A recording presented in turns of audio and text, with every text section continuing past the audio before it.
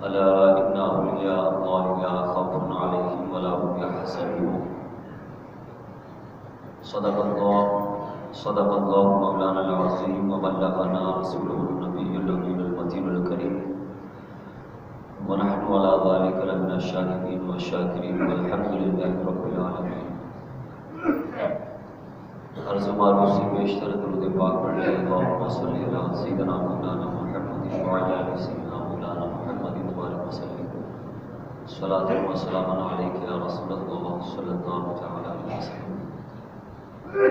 واہ کیا مرتبہ اے غوث ہے بالا تیرا، واہ کیا مرتبہ اے غوث ہے بالا تیرا، اونچے اونچوں کے سروں سے قدم اعلیٰ تیرا. سر بھلا کیا کوئی جانے کہ ہے کیسا تیرا، اولیاء ملتے ہیں آنکھیں وہ ہے تلوا تیرا. تجھ سے در در سے سگ سگ سے ہے مجھ کو نسبت، تجھ سے در در سے سگ سگ سے ہے مجھ کو نسبت. میری گردن میں رہے دور کا ڈورا تیرا، میری گردن میں رہے دور کا ڈورا تیرا. اس نشانی کے جو سگ ہیں نہیں مارے جاتے، اس نشانی کے جو سگ ہیں نہیں مارے جاتے. حشر تک میرے گلے میں رہے پٹا تیرا، حشر تک میرے گلے میں رہے پٹا تیرا. محترم سامعین کرام، ربیع الثانی کی پہلی تاریخ ہے. ربیع الاول کے ماہ کے بعد ربیع الثانی کا مہینہ آتا ہے، جسے ربیع الثانی بھی کہا جاتا ہے، جسے ربیع الآخر بھی کہا جاتا ہے، اور جسے 11ویں کا مہینہ بھی کہا جاتا ہے. ربیع الاول، ربیع الآخر، پہلا ربیع، دوسرا ربیع. تو یہ دوسرا ربیع چل رہا ہے اور اس کی پہلی تاریخ ہے. یہ مبارک مہینہ جیسے ہی آتا ہے،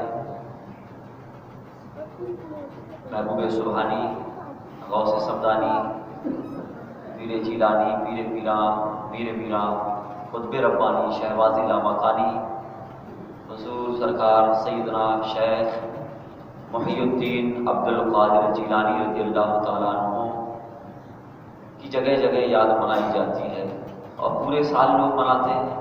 ہمارے یونس اگربتی والے چاچا ہیں، ان کے ہاں پورے سال 11ویں شریف منائی جاتی ہے، اور بھی بہت سارے 11ویں شریف منائی جاتی ہے. 11ویں شریف کیا ہے؟ ایصال ثواب ہے، ایصال ثواب پہنچانا.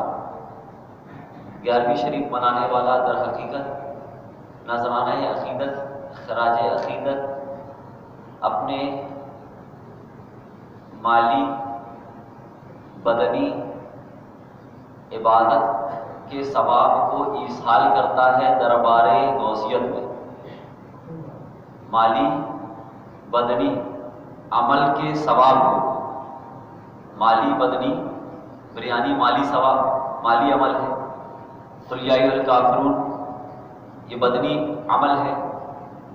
اپنے مالی اور بدنی عمل کے ثواب کو جو رب دیتا ہے، اس ثواب کو وہ ایصال کرتا ہے کہاں؟ دربار گاہ غوثیت میں. 11ویں والے آقا کی بارگاہ میں اس ثواب کو نذرانے کے طور پر پیش کرتا ہے. اور جب ظاہر سی بات ہے کہ ہم کسی بارگاہ میں، کسی بہت بڑی بارگاہ میں کچھ دیں گے تو وہاں سے بھی ہم کو کچھ نہ کچھ ملے گا، کیونکہ وہ اس گھرانے سے تعلق رکھنے والی شخصیت ہے، جس گھرانے سے یہ ارشاد ہم تک پہنچا ہے کہ تہادو تہابو، ہدیہ دو، آپس میں ہدیوں کا لین دین کیا کرو تاکہ اس سے محبت بڑھے، تاکہ اس سے محبت زیادہ ہو. تو 11ویں منانے والا، 11ویں کی محفل منعقد کرنے والا، 11ویں کا کھانا کرنے والا، اس کا مقصد یہ ہوتا ہے کہ ہم بارگاہ غوثیت میں یہ نذرانہ ہم پیش کر رہے ہیں، وہاں سے بھی کچھ نہ کچھ ملے گا، وہاں سے بھی کچھ نہ کچھ فیضان عطا کیا جائے گا، اس کے علاوہ اور کوئی مقصد نہیں ہوتا۔ ہم 11ویں شریف اس لیے نہیں کرواتے کہ یا اللہ حضور غوث پاک کی مغفرت فرما، اس لیے ہم 11ویں شریف نہیں کرتے۔ یا اللہ حضور غوث پاک کے درجے اور بلند فرما، اور بلند فرما۔ درود پاک ہم پڑھتے ہیں کہ نہیں پڑھتے؟ درود پاک کا بھی مطلب یہی ہے، اللہم صلی علی محمد، اے اللہ محمد پر درود، محمد پر سلام، محمد پر اور تو کمال عطا فرما محمد، یہ درود پاک کا مطلب ہوتا ہے۔ اور اللہ کے خزانے میں کبھی ہے ہی نہیں کہ غوث پاک کو جتنا دینا تھا دے دیا، وہ قیامت تک دیتا جائے گا، تب بھی رب کے خزانے کم نہیں ہوں گے، اتنا تو آپ کو معلوم ہے۔ تو قیامت تک آدمی دعا کرتا جائے گا، اللہ اپنے بندوں کو، اپنے برگزیدہ بندوں کو دیتا جائے گا، کمال دیتا جائے گا، مرتبے دیتا جائے گا، عظمتیں دیتا جائے گا، کیونکہ اللہ کے یہاں کی خزانے کی کوئی لمٹ نہیں ہے۔ بہرحال 11ویں شریف کا مہینہ آتا ہے تو ہم اور آپ اپنی مالی بدنی عمل کے ثواب کو حضور غوث پاک کی بارگاہ میں پہنچاتے ہیں، جیسے ہم قرآن شریف پڑھتے ہیں، جیسے ہم نماز پڑھتے ہیں، جیسے ہم کوئی سا بھی صدقہ و خیرات کرتے ہیں، چاہے صدقہ واجبہ ہو یا صدقہ نفل ہو، اور ہم دینے کے بعد ہمیں یہ معلوم ہے کہ نہیں کہ اس کے ثواب کو ہم جس کو چاہے اس کو ٹرانسفر کر سکتے ہیں۔ یا اللہ میں نے جو یہ 500 روپے مسجد میں دیا، اس کا ثواب میرے والد صاحب کو پہنچا، میرے دادا کو پہنچا، میرے پردادا کو پہنچا، خواجہ غریب نواز کو پہنچا، غوث پاک کو پہنچا، آقا علیہ الصلوۃ والسلام کی بارگاہ میں اس کے ثواب کو میں نچھاور، ان کے قدموں میں نچھاور کرتا ہوں، وہاں پہنچا۔ جتنوں کا نام لے لو گے سب کو اتنا پہنچتا چلا جائے گا، کل امت محمدیہ کو پہنچا تو سب کو پہنچ جائے گا۔ اور ایسا نہیں ہے کہ سب کو پہنچ گیا اور تمہیں نہیں ملے گا، تمہیں تو ملنا ہی ملنا ہے، بعد تمہیں بھی ملنا ہے۔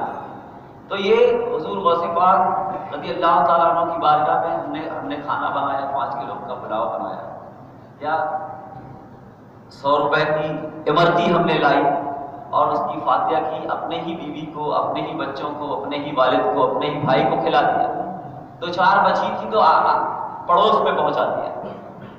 یہ آپ کا کام ہو گیا۔ اس کو کیا کہیں گے؟ مالی عبادت۔ اس کو کیا کہیں گے؟ مالی عبادت، کہ اے اللہ میں نے تیرے بندوں کو کھلایا، میں نے تیرے بندوں کو کھلایا، تو اس کا ثواب ہمیں دے گا۔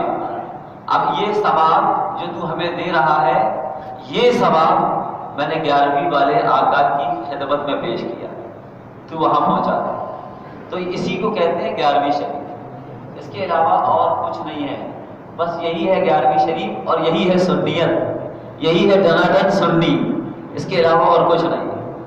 سمجھ رہے کہ نہیں اسلام بھائی؟ یہی ہے سنیت۔ کتنی صاف ستھری سی سنیت ہے، کتنی فریش ہے سنیت، اس سنیت کو آدمی نہیں سمجھ پا رہا۔ ابھی آپ نے پیپر کی ایک کٹنگ دیکھی ہوگی، ابھی فیس بک میں خوب چل رہی ہے، ایک اردو کا اخبار ہے، اردو تو پڑھتے بنتی نہیں ہے ہم لوگوں سے، اردو کا اخبار ہے، اس میں لکھا ہوا ہے کہ یہودیوں کی فرمائش پر سعودی حکومت والے نے، یہودیوں کی فرمائش پر سعودیہ کے حاکم نے پورے ہندوستان میں اپنے پیسے سے مسجدیں بنوائی۔ اس میں یہ لکھا ہوا ہے، ہیڈ لائن کیا ہے؟ یہودیوں کی فرمائش پر۔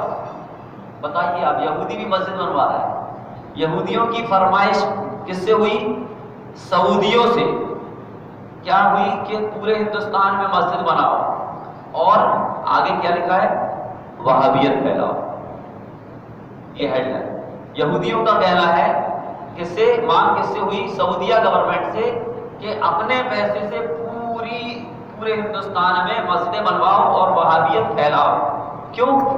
کیونکہ یہی پھیلے گی تبھی تو یہ 2 ٹکڑے ہوں گے، یہ جو ایک رہے ان کو دو کرنے میں یہودیوں کو فائدہ ہے، اسرائیلیوں کو فائدہ ہے، نصرانیوں کو فائدہ ہے، اور بہت سارے جو بھی اسلام کے دشمن ہیں، جو بھی مومنوں کے دشمن ہیں، سچے مومنوں کے دشمن ہیں، جو بھی سچے مذہب اسلام کے ماننے والوں کے دشمن ہیں، ان پر بیخ کنی کیسے ہوگی، ان پر حملہ کیسے آسان ہوگا، انہیں کیسے بکھیرا جائے گا، کیسے توڑا جائے گا، اس کا سب سے آسان طریقہ یہ ہے کہ جگہ جگہ مسجدیں بناؤ اور اپنی باتوں کو پھیلاؤ جو کچھ الگ ہو۔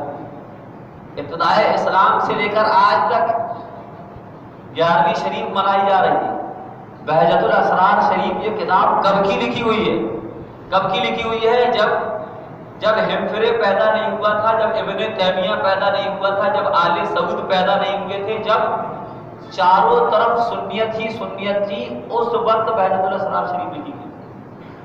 اب اس بہجت الاسرار شریف میں 11ویں شریف منانے کا لکھا ہے، حضور غوث پاک کی کرامتیں لکھی ہیں، حضور غوث پاک کے جو فضائل ہیں وہ لکھے ہیں، حضور غوث پاک نے اپنے بارے میں کیا کہا وہ بتایا۔ حضور غوث پاک فرماتے ہیں کہ میں پوری دنیا کو اپنی ہاتھ کی ہتھیلی میں ایسے دیکھتا ہوں، پوری دنیا کو میں ایسے دیکھتا ہوں جیسے اپنے ہاتھ کی ہتھیلی میں رائی کے دانے کو دیکھتا ہوں۔ اب آپ یہ بتائیے کہ ہاتھ کی ہتھیلی میں رائی کا دانہ ہم اگر رکھتے ہیں تو کیسے دیکھتے ہیں؟ اس کا ہر طرف آگا پیچھا دایاں بایاں اوپر نیچے سب دیکھ سکتے ہیں کہ نہیں؟ رائی کے دانے کو حضور غوث پاک خود فرماتے ہیں کہ میں پوری دنیا کو ایسے دیکھتا ہوں جیسے ہاتھ میں کوئی اپنے رائی کے دانے کو دیکھتا ہے۔ یہ حضور غوث پاک کی نظر ہے، اور اسی کو سنیت کہتے ہیں۔ ہم لوگ مان لیتے ہیں، ہم لوگ کہتے ہیں یہ کوئی بڑی بات نہیں۔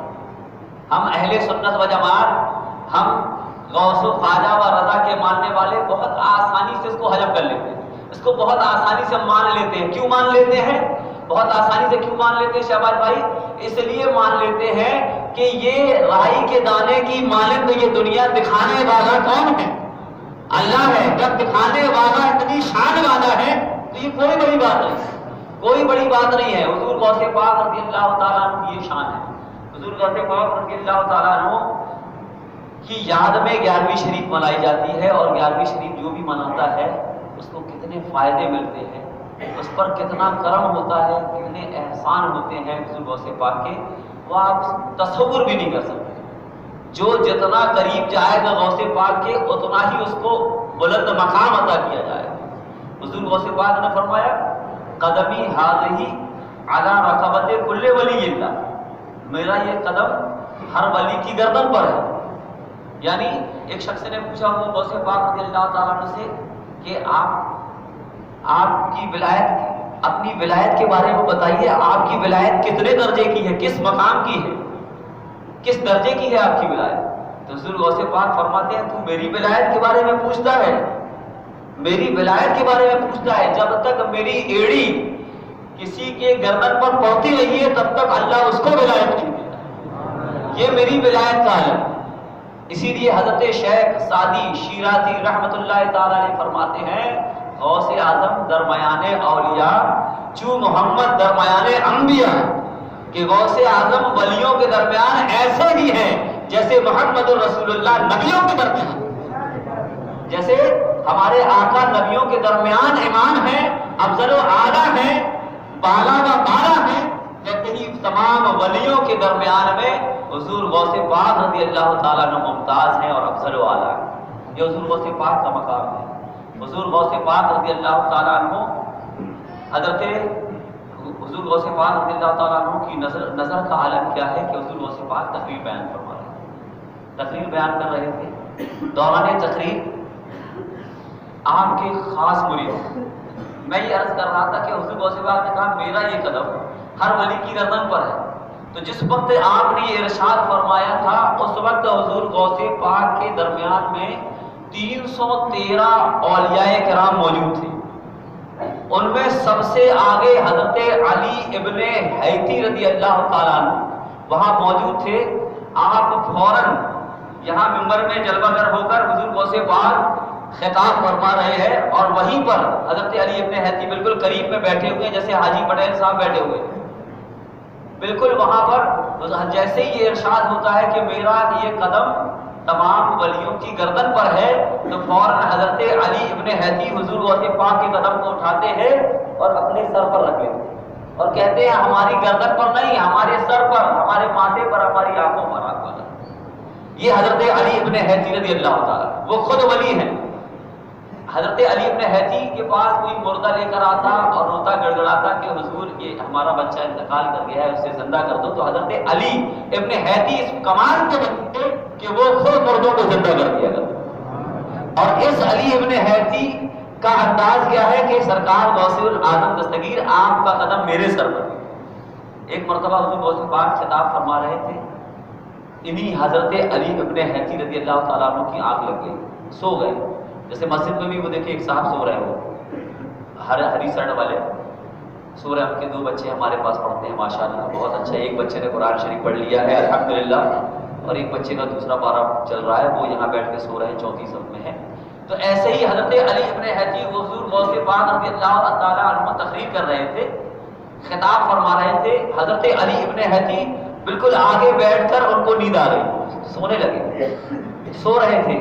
حضور غوث پاک رضی اللہ تعالیٰ عنہ نے اپنی تقریر بند کر اور گئے اور اپنے مرید حضرت علی ابن حیدی کے سامنے اس کے حضور میں اس طریقے سے ہاتھ باندھ کھڑے ہو گئے، تقریر ختم، اور پڑھ رہے ہیں الصلاۃ والسلام علیک یا رسول اللہ، الصلاۃ والسلام علیک یا حبیب اللہ، الصلاۃ والسلام علیک یا رسول اللہ۔ یہ پڑھتے جا رہے ہیں، پڑھتے جا رہے ہیں۔ کچھ دیر کے بعد حضرت علی ابن حیدی کی ایک دم سے آنکھ کھلتی ہے، اور آنکھ جیسے ہی کھلتی ہے تو حضرت علی ابن حیدی رضی اللہ تعالیٰ عنہ عرض کرتے ہیں کہ سرکار ابھی میرے خواب میں حضور صلی اللہ تعالیٰ علیہ وسلم تشریف لائے۔ تو حضور غوث پاک فرماتے ہیں کہ جو تم خواب میں دیکھ رہے تھے وہ میں ظاہری آنکھوں سے دیکھ رہا تھا کہ حضور تشریف لائے، اس لیے میں نے تقریر بند کر۔ یہ حضور غوث پاک کی آنکھ ہے، یہ حضور غوث پاک کی آنکھ ہے کہ جو تم خواب میں دیکھ رہے ہو وہ غوث پاک بظاہر جانتے ہیں۔ کیسا اللہ نے ان کو نور بصارت دیا تھا، کیسی آنکھوں میں ان کو بینائی عطا فرمائی تھی۔ اسی بینائی، ان کی بینائی اور ہماری اور آپ کی بینائی میں یہ جو فرق ہے، اس فرق کو ماننے کا نام سنی اور وہابی ہے۔ جو اس فرق کو مانتا ہے کہ غوث پاک کی بینائی ایسی ہے کہ وہ خوابوں میں لوگ کیا دیکھ رہے ہیں وہ جانتے ہیں غوث پاک، اسے ہی سنیت کہتے ہیں۔ جو لوگ مانتے ہیں اس بات کو اور جو لوگ یہ بات نہیں مانتے اسی کو وہابیت کہتے ہیں۔ اب تمہیں اختیار ہے کہ تم جس پر چاہو اس پر چل سکتے ہو، تمہیں چھوٹ ہے۔ عزیزان ملت اسلامیہ، وہابیت کا بڑھنے کا سب سے بڑی وجہ، سب سے بڑی وجہ وہابیت کو فروغ ہونے کی کیا ہے؟ شادی۔ شادی آپ کر لو، کیسے بھی کر لو، وہاں سے کیا رہتا ہے؟ کیسے تو آ دو، کیسے ہی بھی آ جاؤ تم۔ شادی سب سے آسان طریقہ ہے وہابیت کو پھیلانے کا، تو مجبور ہو جاؤ۔ اب بہنوں ہی تمہارا وہابی آپ کا غرض ہے، آپ کا غرض بہن کو رکھ لو گے، رکھنے والے تو وہابی ہونے، بہنوں ہی وہابی ہوا تو پھر طلاق کروا لیجیے۔ ایسے بھی لوگ ہیں، ایسے بھی لوگ ہیں، لیکن ایسے ایمان والے، ایسے پختہ ایمان والے بہت کم ملتے ہیں مارکیٹ۔ بتانے کا مقصد یہ ہے کہ شادی، رشتہ داری ایک ایسی بلا ہے جس کی وجہ سے آج ایمانوں کا خاتمہ ہو رہا ہے۔ لوگ آج ایمان کو قربان کر دے رہے ہیں اس دنیا کی 4 دن کی زندگی کے لیے، اس دنیا کی 4 دن کی رشتہ داری کے لیے لوگ ایمان کا بھی جنازہ نکلوا دے رہے ہیں۔ اس لیے قدم پھونک کر رکھنا، کسی بھی قیمت میں شادیاں اپنے بچوں کی وہابیوں کے ہاں نہیں کرنا، کسی بھی قیمت میں شادی کرنا ہی نہیں۔ شادی ہوئی ایک کافر خاندان سے ایک مومن خاندان کا ملنا جلنا ہوگا، جب ملنا جلنا ہوگا تو حدیثیں ادھر سے ادھر جائیں گی، جب حدیثیں ادھر سے ادھر جائیں گی، اچھا یہ حدیث وغیرہ کا معاملہ نہیں رہتا کہ ان کی طرف سے جو فرضی حدیثیں آ رہی ہیں اس کی وجہ سے آدمی ارے یار ٹھیک ہے یار، بہنوئی ہے، خالو ہے، پپا ہے، داماد ہے، چھوڑو یار ٹھیک ہے، وہ ان کے ٹور وہابیوں کے ٹور سے جا رہے ہیں حج کرنے، عمرہ کرنے۔ ارے اتنی بڑے اب وہابیوں کے ساتھ جاؤ گے تو وہ تو یہی بولیں گے نا کہ 2.5 کروڑ کی مرسڈیز سے جو نماز پڑھانے آتا ہے उस इमाम के पीछे तुम नमाज नहीं पढ़ रहे। 2.5 करोड़ की मर्सिडीज से जो खाना काबा में नमाज पढ़ाने आ रहा है, उस इमाम के पीछे नहीं पढ़ रहे, तो वो भी समझ जाएगा, क्योंकि वो भी दुनियादार था। हाँ, ये बात तो सही है कि पप्पू पान के टपरे में पान खाने वाले मुल्ला जी के साथ पीछे हम नमाज पढ़ लेते हैं, तो फिर ये तो 2.5 करोड़ की मर्सिडीज जो पैर ही नहीं रखता है जमीन पर, इसके पीछे हम क्यों ना पढ़े। ये ऐसा ईमान, ऐसा फटीचर ईमान, ऐसा सड़ा ईमान किसका होता है? उसी का होता है जो समझौता करता है। और जो मोमिन होता है वो कभी समझौता नहीं कर सकता, किसी भी कीमत में समझौता नहीं कर सकता। अजीज़ान मिल्लत इस्लामिया, बताने का मकसद ये है कि जो 11वीं वगैरह नहीं मानते, या इसको कहते हैं शिर्क है, इसको कहते हैं शिर्क है, तो शिर्क का कुछ बताओ आप। मैंने तो दिखा दिया आपको, पूरी तस्वीर दिखा दी। अब इसमें शिर्क का शायबा, शिर्क का शोशा कहाँ दिख रहा है? या अल्लाह, ये जो मैंने पुलाव बनाया है 15 किलो का, ये पुलाव मैं ये 150 लोगों को खिलाऊंगा। ये 150 तेरे बंदे हैं, तेरी मखलूक हैं, तेरी अयाल हैं, तू अपने हर मखलूक से मोहब्बत करता है। ये तेरे बंदे हैं, मैं तेरा बंदा हूँ। तूने हुक्म दिया कि मेरे मोमिन बंदों को जो खिलाएगा मैं उसको सवाब दूंगा। मौला, मैंने ये 15 किलो का पुलाव बनाया, अपने बंदों को खिलाया। ये बंदे, इन बंदों ने खाया पुलाव, अब इन बंदों को, इन बंदों के जिगर को ताजगी मिली, तूने मुझे सवाब दिया। इस सवाब को मैंने हुजूर गौसे पाक की बारगाह में पेश कर दिया। ये है 11वीं शरीयत। इसमें क्या है? शिर्क क्या है? इसमें कब्र पूजा कहाँ है? क्या है इसमें? कहां से इसमें तुम्हें समझ में आ गया? कुछ दिख रहा है ऐसा?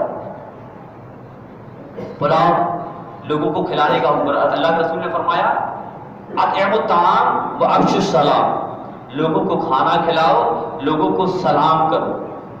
ये हुक्म है, लोगों को खाना खिलाओ। और रसूल पाक के आर्डर पर अमल करना इबादत, रसूल पाक के आर्डर पर अमल करना इबादत। और इबादत में रब क्या देता है? सवाब। तो पुलाव मैंने खिलाया, खिचड़ा मैंने खिलाया, बिरयानी मैंने खिलाई, ये अमल है, इस अमल पे सवाब मिला। उस सवाब को अपने गौसे पाक की बारगाह में पहुंचा दिया। अल्लाह इसका सवाब गौसे पाक को, गरीब नवाज को, मखदूम पाक को, निजामुद्दीन औलिया को, कुतुबुद्दीन बख्तियार काकी को, वारिस पाक को, बाबा ताजुद्दीन औलिया को, मतलब कालपी के बुजुर्गों को, चौरा शरीफ के बुजुर्गों को, और तमाम खानवादे और तमाम सलासिल के बुजुर्गों को इसका सवाब पहुंचाया। मौला, आखिरी में इसका सवाब मैंने अपने माँ बाप को भी पहुंचा दिया। आखिरी में इसका सवाब मैंने अपने नाना नानी, दादा दादी को भी पहुंचा दिया। ऐ अल्लाह, इन तमाम को इसका सवाब मिल जाए। इसी को कहते हैं फातिहा, इसी को कहते हैं 11वीं शरीफ, और कुछ नहीं है। इसमें कोई शिर्क बताए कि शिर्क कहाँ है? ये आज फेसबुक वगैरह में यूट्यूबर बड़े बड़े आज अपने हाथ में है मोबाइल। इस मोबाइल से हम आसानी से गुमराह हो सकते हैं, इस मोबाइल से हम आसानी से कुफ्र की तरफ जा सकते हैं। लेकिन अगर हम किसी आलिम के साथ, देखो आप किसी बंगले वालों के साथ रहोगे तो बंगला की दौड़ में लग जाओ, किसी कार वाले के साथ रहोगे तो कार की दौड़ में लग जाओ, किसी कोठी वाले के साथ रहोगे तो कोठी हासिल करने की दौड़ में लग जाओगे, किसी दुनियादार के साथ रहोगे तो दुनियादारी तुम्हारे अंदर घुस जाएगी। लेकिन अगर तुम किसी आलिम के साथ रहोगे, किसी जाहिद के साथ रहोगे, किसी हाजी नमाजी की सोहबत इख्तियार करोगे, किसी बुजुर्ग की सोहबत इख्तियार करोगे, कुरान की सोहबत इख्तियार करोगे, इस्लामिक लिटरेचर की सोहबत इख्तियार करोगे, अगर तुम इस्लामी मज़ामीन पढ़ोगे, मुताला करोगे, तो तुम्हें कब्र की, आखिरत की और सच्चे दीन की मालूमात होगी। तुम्हें सच्चे दीन की मालूमात होगी, और जब सच्चे दीन की तुम्हें मालूमात हासिल होगी तो उसका फायदा क्या होगा? उसका फायदा ये होगा कि तुम्हें मालूम होगा कि क्या सही है क्या गलत है। डायरेक्ट जो है फेसबुक में या यूट्यूब में आप देखोगे तो आप गुमराह हो सकते, आपको असल बात समझ में नहीं आएगी। ये जरूरी है क्या कि वो दाढ़ी टोपी कुर्ता पजामे वाला जिसका यूट्यूब में आया है, ये वही वाला जो 11वीं वाला, जो 11वीं मनाते, 11वीं मनाने वाला है? हो सकता है वो देखता तो है मुसलमान, दाढ़ी टोपी तो है, बात भी बड़ी मीठी और अदब भी बहुत अच्छा और सलासत भी बहुत प्यारी है, लेकिन वो किसी और खेमे का है। ये आपको कैसे पता चलेगा? तो सोहबत इख्तियार करें। अगर आप अच्छी सोहबत इख्तियार करेंगे तो आपको मालूम होगा कि अल्लाह तबारक व तआला ने जो आपको ये ईमान दिया है, इस ईमान को की हिफाजत के लिए हमें कैसी सोहबत इख्तियार करना है। सोहबत सालेह तुरा सालेह कुनत, सोहबत तालेह तुरा तालेह कुनत। नेकों की सोहबत नेक बनाती है, बुरों की सोहबत बुरा बनाती है। क्या यहूदियों ने अपन लोगों से कहा कि मस्जिद बनाओ? उन लोगों से कहा کیوں؟ کیونکہ ان لوگ وہی لوگ ہیں جو کسی دوسری چیز کو فالو کر رہے ہیں، کسی دوسرے سسٹم کو فالو کر رہے ہیں۔ یہودیوں نے ہم سے کبھی نہیں کہا ہے، یہودیوں نے کبھی ہمارے مرکز میں یہ بات نہیں کہی کہ مسجدیں بناؤ جگہ جگہ اور اپنے امام کو رکھو وہاں پر، اپنی تنخواہیں دو اور وہاں پر اپنا دین پھیلاؤ، اپنا دین پھیلاؤ۔ عزیزان ملت اسلامیہ، ہم سب ایک خدا کے ماننے والے ہیں، ہم سب ہر حال میں صرف اور صرف اللہ کی عبادت کرتے ہیں، ہمارے سجدے صرف اللہ کے لیے ہیں، ہماری طاعتیں، ہماری عبادتیں، ہماری نماز، ہمارے روزے، ہماری قربانیاں، ہمارا سب کچھ صرف اور صرف اللہ کے لیے ہے، کسی اور کے لیے نہیں ہے۔ ہماری عبادت خالص اللہ کے لیے ہوتی ہے، کسی نہ غریب نواز کے لیے ہماری عبادت ہے، نہ غوث پاک کے لیے ہماری عبادت ہے، نہ نبی پاک کے لیے ہماری عبادت ہے۔ ہاں، ہم اپنی عبادت کا ثواب جس طریقے سے ہم یہ جانتے ہیں کہ ہماری عبادتوں کا ثواب رب ہمیں عطا کرے گا، اسی طریقے سے ہم یہ بھی جانتے ہیں کہ ہماری عبادتوں کا ثواب ہم جسے چاہیں گے رب اسے بھی دیتا جائے۔ اور کیسے دے گا؟ سونے کی تھالی میں۔ سونے کی تھالی میں روایت میں آتا ہے کہ سونے کی تھالی میں اس ثواب کو رکھا جاتا ہے اور پھر قبر میں جا کر پیش کیا جاتا ہے۔ پھر قبر میں جب دیا جاتا ہے تو مردہ اسے پکڑتا بھی ہے، اسے لینے کے بعد فخر کرتا ہے اور پھر دائیں بائیں جو دوسرے مردے ہوتے ہیں انہیں کہتا ہے کہ دیکھو میرے پیاروں نے، میرے گھر والوں نے، میرے بچوں نے میرے لیے یہ تحفہ پہنچایا۔ تو وہ افسوس کرتے ہیں جنہوں نے اپنے بچوں کو ویسی تعلیم، ویسی تربیت اور پرورش نہیں دی تھی جس کی وجہ سے انہوں نے کچھ نہیں پہنچایا، تو وہ افسوس کرتے ہیں کہ ہائے افسوس کہ ہم نے بھی اگر دنیا میں اپنے بچوں کو تعلیم دی ہوتی تو آج ہمارے لیے بھی سونے کے تشت میں اس طریقے سے ثواب پیش کیا جاتا ہے۔ عزیزان ملت اسلامیہ، حضور غوث پاک رضی اللہ تعالیٰ عنہ بچپن کی عمر میں 7 سال کی عمر میں آپ حافظ قرآن ہو گئے۔ ابتدائی علم آپ نے چیلان میں حاصل کر لیا، پھر اس کے بعد آپ نے والدہ ماجدہ سے اجازت حاصل کی اور علم حاصل کرنے کے لیے بغداد شریف گئے۔ بغداد شریف بڑی محبت سے جاتے ہو، اچھے بڑے بڑے کڑے پہن کے، اچھے بڑے بڑے چاندی کے لاکٹ، چاندی کے بالکل کیا بولتے ہیں اس کو، ہار پہن کر عورتیں، مطلب ان کا بس چلے تو عورت بننا ہے۔ زیورات اللہ نے عورتوں کے لیے بنائے ہیں۔ شادی میں کل میں ایک جگہ گیا تھا عقیقے میں، تو ایسے کرتا پہن کے، ایک آدمی کرتا پہنا ہوا تھا، شرٹ پہنا ہوا تھا اور جینس پہنا ہوا تھا، اور اس شرٹ کے اوپر سے چاندی کا ہار پہنا ہوا تھا ایک آدمی۔ بتائیے آپ کیا اتنا بھونڈا لگ رہا تھا وہ، اتنا بھونڈا، اتنا پگلو لگ رہا تھا وہ، ہم کو حیرت ہو رہی تھی کیا پہنا ہے یار، جینس شرٹ اوپر ایک چاندی کا ہار پہنا، سمجھ رہے ہیں؟ ایک دو لوگ ہیں یہاں بیٹھے ہوئے جنہوں نے میرے ساتھ وہ دیکھا تھا، وہ بھی یہاں پر موجود ہیں کیونکہ وہ وہاں سے آئے ہوئے، قدیر منشی کے پاس ایک عقیقہ تھا، وہاں سے وہ آئے ہوئے، تو وہ اب یہ ایسے ہار پہنے ہوئے، صاف تقریروں میں لوگ بیان کر رہے ہیں کہ چاندی، سونا کسی بھی صورت میں مرد کو جائز ہی نہیں ہے، چاہے تم کڑا بنا دو، چاہے بیڑی بنا دو، اسلام نے بالکل اس کی اجازت نہیں دی ہے مسلمان۔ یہ کیا ہے، تم قادری بھی اپنے آپ کو بول رہے ہو، تم سے زیادہ 11ویں منانے والا بھی کوئی نہیں ہے، لیکن تم شریعت کو توڑ رہے ہو، کالے پیلے لباس تم پہن رہے ہو، لمبے لمبے بال تم رکھ رہے ہو، عجیب و غریب پیر میں بیڑیاں تم پہن رہے ہو، ہاتھ میں کڑے تم پہن رہے ہو، آخر وجہ کیا ہے؟ تم چرس اور گانجے کے سوٹے تم لگا رہے ہو، تم یہ کہہ رہے ہو کہ لگا دم مٹے گم، یہ کیا ہے؟ لگا دم مٹے گم، اور مزاروں کی مجاوری کر رہے ہو، وہاں جھاڑو لگا رہے ہو، استغفر اللہ ولا حول ولا قوت الا باللہ، 100 بار لا حول ولا قوت الا باللہ۔ کیا ہے یہ تماشا؟ عزیزان ملت اسلامیہ، تو جو شریعت ہے، جو حضور غوث پاک نے جو صحیح شریعت ہمیں دی ہے، جو صحیح اسلام ہمیں عطا کیا ہے، جو ان کے سینہ بسینہ ان کے ذریعے سے ہم تک پہنچا ہے، وہ اسلام یہی ہے کہ ہر حال میں شریعت کو فالو کیا جائے، شریعت کے خلاف نہیں، شریعت کو فالو کیا جائے گا صحیح طریقے سے تو آپ غریب نواز کے ماننے والے ہو، آپ غوث پاک کے ماننے والے ہو، نظام الدین کے ماننے والے ہو اور قطب الدین کے ماننے والے ہو۔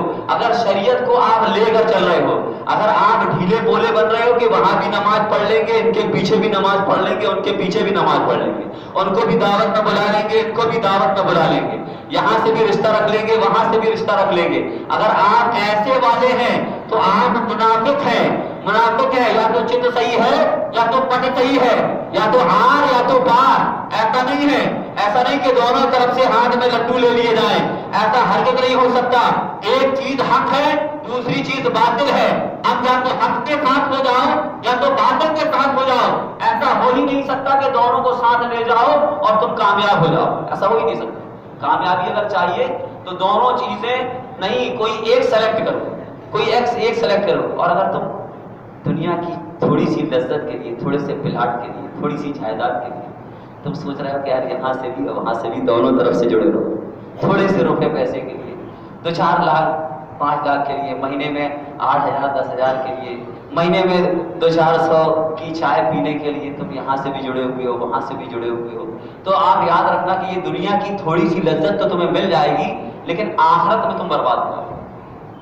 اگر تم چاہتے ہو تو پتہ کرو یہ حق ہے، یہی صحیح ہے۔ السلام علیکم کس نے کیا؟ آپ کو پتا ہے کہ یہ وہابی ہے؟ کوئی جواب نہیں، کوئی جواب نہیں دو، آپ کوئی جواب نہیں، ہاتھ ملا رہا ہے، بیٹھ گیا۔ ابھی یہاں پر بیٹھ جاتے ہیں کچھ لوگ، آئیے سکندر صاحب، یہاں کچھ لوگ بیٹھ جاتے ہیں تو 3 وہابی آتے ہیں، میں نے بتایا بھائی یہ وہابی ہیں، یہ سلام کرے ان کا جواب نہیں دو، یہ ہاتھ ملائے ان سے دور بھاگو۔ میں بھی تو ہوں، بیٹھ کے وہاں سے چلا جاتا ہوں، میں بھی بیٹھا رہتا ہوں، میں سے وہاں سے چلا جاتا ہوں۔ تم غریب نواز کی بات کرتے ہو، تم مزاروں میں جاتے ہو، تم نہ جانے کیا کیا کام کرتے ہو، جو جن کاموں کو وہ شرک بول رہا ہے، وہ شرک بول رہا ہے، یعنی تو کافر ہے، تو کافر ہے، تجھے وہ کافر بول رہا ہے، کیونکہ تو غریب نواز کہتا ہے، غریب نواز ان کے یہاں بولنا کا کفر ہے، شرک ہے، تو وہ تو تجھے شرک بول رہا ہے، تو اس سے ہاتھ ملا۔ حیرت ہو رہی ہے، تو کتنا بڑا سیکولر ہے، کتنا بڑا سمجھوتے باز ہے کہ اس نے تو تجھے مشرک کہا، اس نے تو تجھے کافر کہا، اور تو کہہ رہا ہے ارے یار وہ بھی تو نماز پڑھتا ہے، وعلیکم السلام بولنے میں کہا جاتا ہے۔ بھائی دیکھ، وہ جس کو اپنا پیشوا کہہ رہا ہے اس کی کتابوں میں دیکھ کیا لکھا ہے، اس کی کتابوں میں لکھا ہے جو یہ کہے یا غریب نواز وہ مشرک، ان کی کتابوں میں یہ لکھا ہے، تم ان سے ہاتھ ملا رہے بولے یہ ملے گھڑوا رہے ہیں، یہ ملے جھگڑا کروا رہے ہیں، اب وہی یہ لوگ فتنہ پھیلا رہے ہیں، ہم فتنہ پھیلا رہے ہیں۔ ہم نے کہا یا نبی سلام علیکہ، ان کے نزدیک میں ہو گیا مشرک، میں مشرک ہو گیا، کتابوں میں ان کی لکھا ہوا ہے جو یہ کہے یا نبی سلام علیکہ وہ مشرک ہے۔ اب میں بیٹھا ہوں کہ ہاں وہ آ رہے ہیں، وہ سامنے سے آ رہے ہیں، اب آئیں گے یہاں بھیڑ میں، یہ 4-6 لوگ بیٹھے ہوئے ہیں، وہ بھیڑ میں آئیں گے اور آ کے ہاتھ ملائیں، یا تو صحیح ہے یا تو میں صحیح ہوں یا تو اسی کے ہو جاؤ۔ تو عزیزان ملت اسلامیہ، بتانے کا مقصد یہ ہے کہ اگر 11ویں والے کو آپ چاہتے ہو تو 11ویں والے کے سسٹم پر عمل کرو۔ اللہ تبارک و تعالیٰ آپ سب کو کہنے سننے سے زیادہ عمل کرنے کی توفیق عطا فرمائے۔